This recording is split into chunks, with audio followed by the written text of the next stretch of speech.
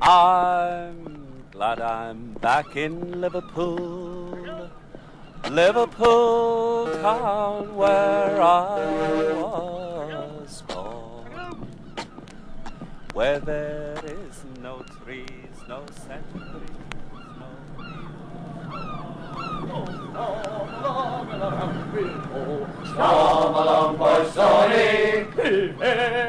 Looking at the waterfront, there was a mist, and underneath there was these white clouds. As I looked up, I was able to trace the letters W-E-L-C. Welcome to Merseyside. Liverpool always had a character, you see. The sailing ship men of Liverpool, I think you might as well say in one breath, were Irish. Paddy Delaney, Paddy Griffiths, had a whole pile of them. All my mentors and tutors. Well, they were a tough lot. They liked the seafaring life. They were tough nuts ashore, 5 men at sea. Oh, gather round, you sailor boys, and listen to me when you let me tell you pretty. For there was a ruddy fool in the port of Liverpool the first time that I come home from sea. Oh, Maggie, Maggie, Maggie. As they walked along, they turned their hands outwards like that, you see.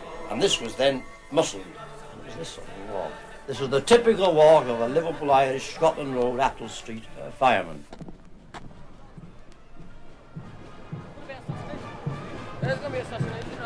As Lord Mayor,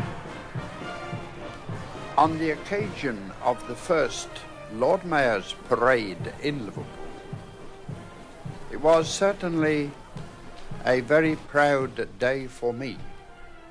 And I was thinking of the theme, one city, many faces, as I drove through the crowded streets to the town hall.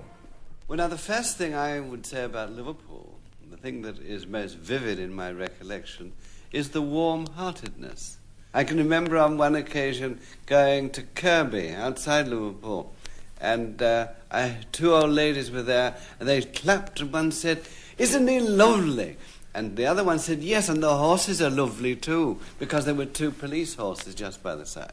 So everything's lovely to the genuine, warm-hearted Liverpudlian. Well, it's a fabulous place. I've got friends in London who come to Liverpool for holiday. You make the biggest, lumpiest porridge in England. Liverpool is the most strongly individual city that I've ever been in my life. And they were very, very proud. Obviously, everybody in Liverpool is incredibly proud of being from Liverpool. What sort of ciggies did your father smoke? And what party got your old man's vote? He'd find a woody hanging from his lips, and Bessie Braddock on his voting slips.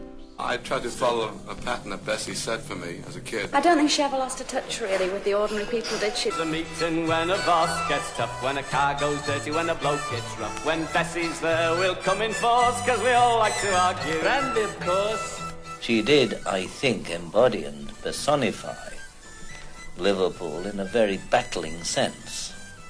She never compromised and grew up with a fighting hatred and intolerance for everything she saw in the Liverpool of the period of the First War and the 20 years or more after it. in my Liverpool home, we speak with an accent exceedingly rare. It came by way of either Norway, which is lab Scouse, or Germany. You know. This was, of course, a proper Teutonic feed. Scouse is a dish, it's a stew. Kind of stew that's easy for a poor woman to make. But because everywhere we went, we asked for Scouse, people called us Scousers. And because you've got a peculiar way of speaking, with that accent, it's called Scouse. Oh no, it's more than an accent, it's a dialect, because it has its own vocabulary, whereas an accent is just a different way of speaking, a local way of speaking the Queen's English. Scouse has its own words. I was legging after a jigger rabbit up the Enog when I was wellied with batties of our chockers. The Learn ITA, which is it's a method of reading and writing. The characters are sounds. In the books, A is written in a certain way, and it's supposed to say ah. A round A says ah. I mean, I can't very well write L round A S T because that's last, so I have to change it and put a different A so that it says last. There are 5 vowels in Scouse. E-R-E-N-U. I don't even like me, Dad, because he won't even give us nothing for going. Because if he tells us to run down to Tower Hill when we come back, he won't even give us a halfpenny. So that's why we won't go to the van or go nowhere for him. He has to go himself, but he won't. The only way to learn them is to practice over and over the typical Liverpool proverbs. Sera, Teresa, see you Tuesday. I am pleased to make your acquaintance. Hello there, Whack. Could you oblige me with a match, please? Guess I like there, la. Thank you. I am most grateful. Ta. The restaurant. The Cokes. Bon appetit. Look in there, la, you at your granny's. Waiter, there is no meat in my stew. Hey, you this Scouse is blind.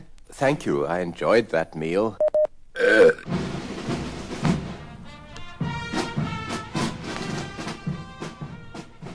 At the dance. At the op. May I have the pleasure of a dance, madam? Are you getting up there, Scrag?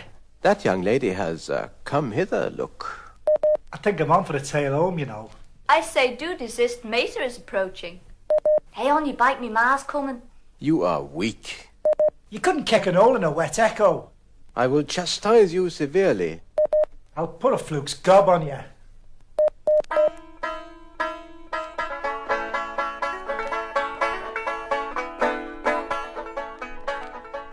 I think also one has to do something about their speech to correct it. But I don't think we should take away from them their innate way of expressing themselves. And they would be losing something of their own culture.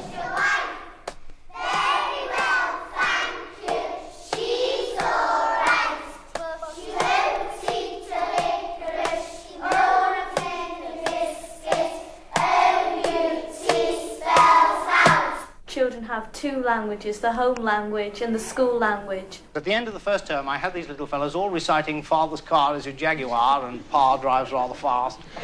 And all this, and I thought I was doing great stuff. And this came to the end of the term, this Friday night, they were all Jaguaring. And off they went home, and I was very pleased with myself. Monday morning, they came in. A little lad in the front row was sitting there with a big black eye.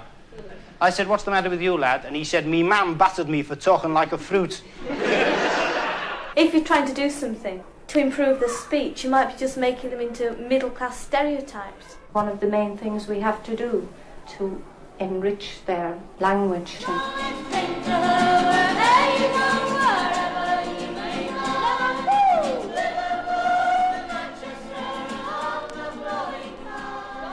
I know where my mum lived and my dad and all of my big sisters down in Shield Road.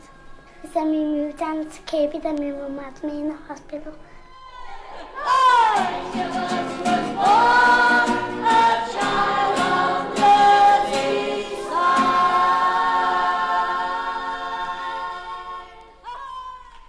We have been moving and planned to move anything up to 200,000 people out of this city. As regards the new building in the centre, I think it was left far too long. There's hardly a city in the country that was so slow getting on with the job of urban renewal as Liverpool. When it started in a big way. I'll tell you a secret, but don't tell a soul. They're pulling down Scotty Road and building a hole. When we say we want to get rid of the slums, we must know what some of the consequences would be. They missed the pub on the corner. A lot of my constituents who moved out to Huyton or Kirby or Cantrill Farm miss the 4 pubs on each corner on Scotland Road. It reminds you of the story of the old rustic gentleman when they pulled down his favourite pub and they put a new modern pub, and they said, "What do you think about it, George?" And he says, "Well, I miss the old spittoon." And they said, "Well, you always did, George." Modern thinking is that planning should not be thought of only in physical terms, but in social terms. We have had tremendous housing problems which require simple solutions, and the planners have had to look far ahead. Our fellow from the council, just out of planning school, has told us that we've got to go right out of Liverpool. They're sending us to Kirby, to Scammerdale and Speak, but we want to stay where we used to play in Backview Cannon Street. Don't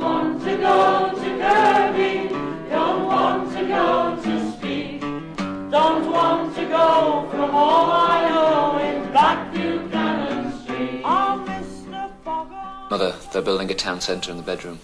A car park and a lounge, it's a sin. There's a supermarket going up in the toilet.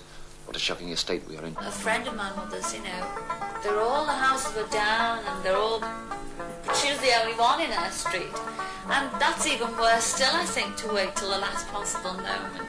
The real task my colleagues face is to keep this process human.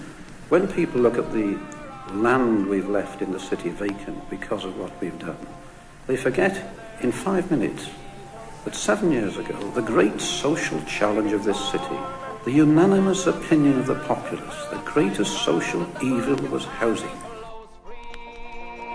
There's 6 in a bed by the old pier head, and it's Liverpool town for me. The planners used the worker as a sort of propaganda platform for the new city, with the little models all nicely picked out in white card. I've often thought what a pity that the planners haven't got some kind of thing that they could shrink people down to midget level, and then we could all fit the bloody little models that they've got. There's a lift and 10 lots of stairs that you'd have to walk up, and a great big lift that goes right up to the top. But you can't press the button to go up. Your brother has to come down, take him up in the lift, or he has to walk right up the 10 lots of stairs.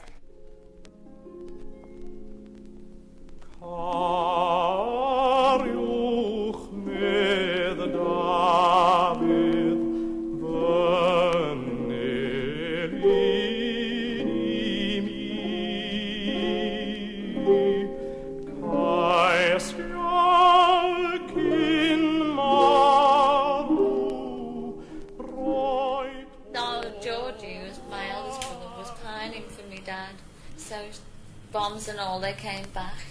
Otherwise I would have been Welsh. Imagine my grandfather's Welsh.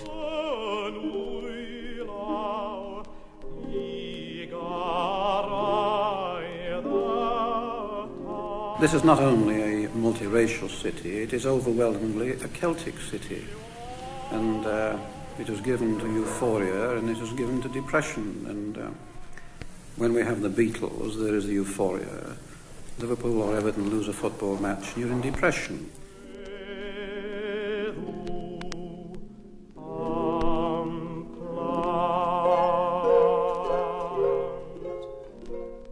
Over that Gaston Bridge they rode, and leaving behind the cubby hole. Into debt, body and soul, so the furniture will pass. But the conductor on the 86 will say, right? Yeah, yeah. You can't live down there on your doctor's bed. And if you ain't got the do-re-mi, boy, if you ain't got the do-re-mi, what you do then? You better go back to beautiful Gaston. People away the three. Mostly hill may be the garden of Eden. On the lamppost the dogs will never pee. But believe it or not, in that neighborhood you're a clot if you ain't got the do-re-mi. The city that I married has gone. No, she's gone off somewhere else, she's dead. And the middens, the old midden pickers, these things have all gone. If you go outside the town hall and have a look at the building outside the town hall, you'll see the sudden change in thinking. Liverpool, you're in bad physical shape that even a facelift and a bit of concrete surgery can't hide. Thrombosis at the tunnel, ulcers at Ford's, and arthritis at the docks. You've had too much excitement these past few years. Look after yourself, take warning. You smoke too much, stay up too late, look rough first thing in the morning. I think particularly of Kirby here, but it's no less true of the others I've mentioned, where they've built up a real civic responsibility. Well, these kids have got a far better chance than their parents ever had. The industries were port-based, and it was a vulnerable economy. The big problem we've had has been to create a genuine, industrial character for Merseyside. Remember, the dockers had to fight for a half day at a time under the old casual system and weren't used to regular working. Hey, Grandad had to work and sweat all the hours that he could get. But now machines have come to stay, there's more time off and better pay. It's all been decasualised now. No more of this working for the Queen, 2 on the hook and 3 on the book and all that caper. It's all making money now, you know. Do you reckon now, like, the job's stitched, you just can't get in on it? This jocker who got his house broke into and the colour TV set pinched. Do you suspect the butler? No, they're hysterical, their names. People give each other nicknames. You know, the foreman who's called Thrombosis, because he's a bloody clot, always causing obstruction. No. He called him the sick lobster. Every time he come in, the nippers weren't too good, you know. And the sick pigeon. It's always upstairs in the loft. He used to have a fella there and he had a battle dress. With no buttons on, no decorations or nothing, you know, and he'd never talk about the army. They used to call him the unknown soldier. Actually, they tell me there's a docker called Dulux. He's always nicking pieces of meat. And you reckon one coat covers the lot. They used to have a fella there, the strawberry jelly, I think. Another night here and was set. And the blocky man who's known as the reluctant plumber, because he never does a bloody tap. The angry cat. He stood at the top of the act and said, "There's meow man down there." Yeah, fellas being called Burn the Donkey and things like that. And nobody ever explains what they mean. Like, it's just every now and again. Liverpool, you know, a tremendous talent. You see the ships built at Camel Head, fellas clock on, clock off.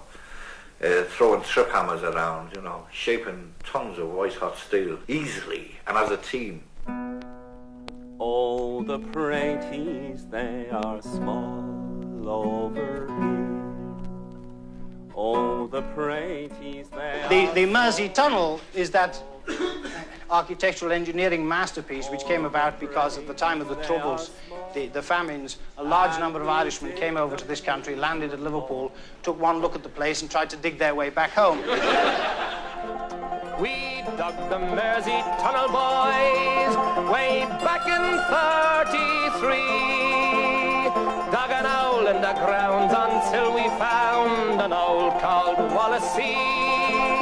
Then the foreman cried, "Come on outside, the roof has fallen down." Well, I'm telling you, Jack, we all swam back to dear old Liverpool town. Liverpool has always had a great number of leaders who thought of the future, and I think a classic example is Alderman Salvage and his colleagues at the time when they were talking about the Mersey Tunnel. On July the 18th, 1934, when His Majesty King George V honoured the city by his presence.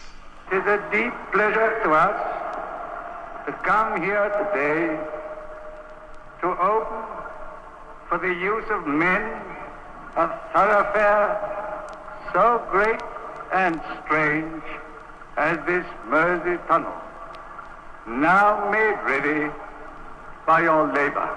An indication of the forward-looking policies of the city is shown by the recent opening of the second tunnel by Her Majesty the Queen on the 24th of June 1971. My grandfather named the first Mersey Tunnel Queensway in honour of Queen Mary. So, in honour of my father, it is with the greatest pleasure that I declare the second Mersey Tunnel open and name it Kingsway.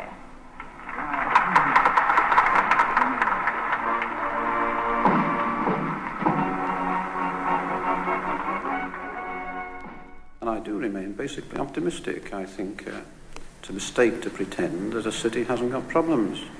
Every great city has problems, and we have perhaps a share of national problems and our own particular problems. But I remain abundantly optimistic. We are a city which is rebuilding itself.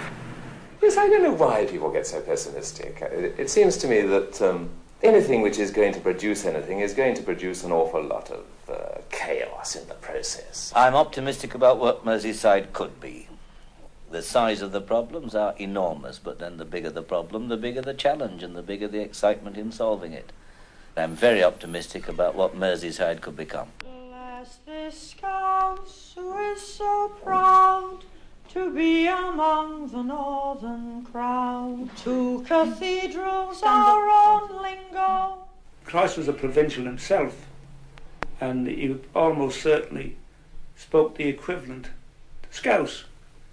And he went around with working men, ordinary people, and that's where he sought his disciples from. That's where he tried to create his church from. Lord, please listen to our plea. Change water into water. The lads in charge of the celebration knew a thing or two about plonk.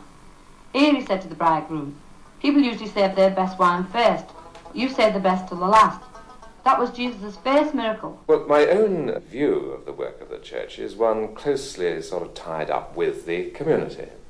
I mean, I see the church as the catalyst by which what technically is called the kingdom may be established.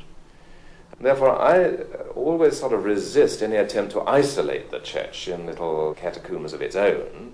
I've never ever known any problems in Liverpool racially, really.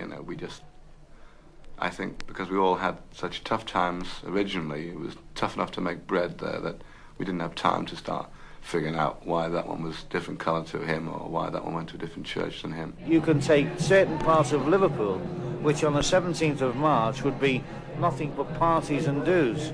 You can take another part of Liverpool on the 12th of July, which will be exactly the same. There is no restriction on anyone applying for a job. And if he measures up to our requirements, it doesn't matter whether he's a Liverpool or Everton supporter or a Roman Catholic, a Protestant or an agnostic. Oh, it is the biggest mix-up that you have ever seen. My father, he was orange, and my mother, she was green. There's a humour about life on Merseyside which gets over the bigotry which unfortunately you do see in other parts of the world. You still see outside one of the Reformed churches a big placard saying, what should we do if the Pope comes to Liverpool? But underneath is written, play Roger Hunt at inside left. Liverpool used to have a very bad reputation. The orange and the green, they were fighting and so on. Now, when I was there, there was only one incident of it. Once, when I was doing a visitation, there was a great trouble. I was stoned in the orange area, but only because they became alarmed and thought that this was an invasion by the Catholics. When all was explained, far from it doing any harm, it brought us even closer together.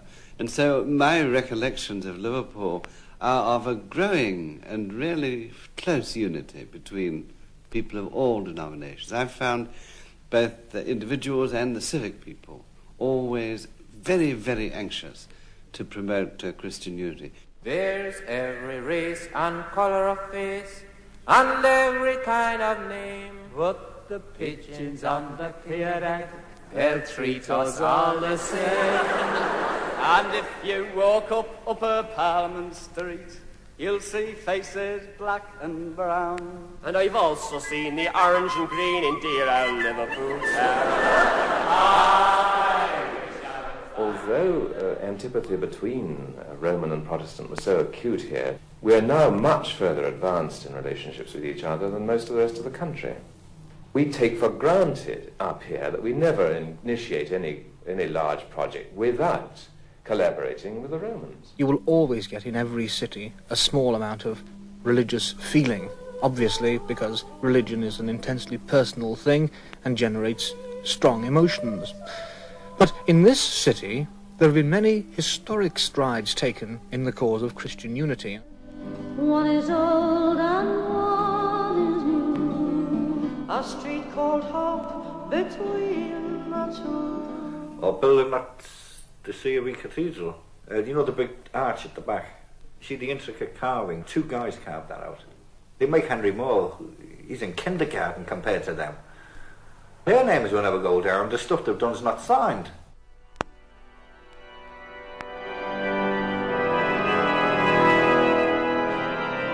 I'm very biased about the Liverpool Cathedral because, after all, I was responsible for rejecting the old design because it was too expensive and throwing the thing out to open competition. And I thought it was very suitable that whereas the architect of the Anglican Cathedral was a Catholic, so the architect of the Metropolitan Cathedral turned out to be a non-Catholic. One is old and one is new, a street called Hope between the two.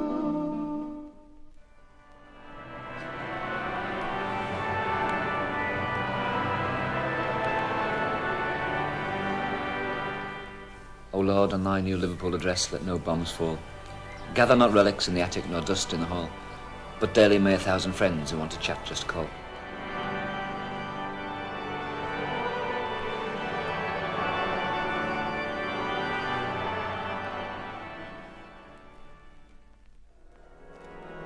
Having left Liverpool for London, my heart has remained largely in Liverpool, and so I beg God's blessing upon all of you, my friends, whether you were Catholics or Protestants, Christians or Jews. You were all my real friends, and you remain my friends. God bless you.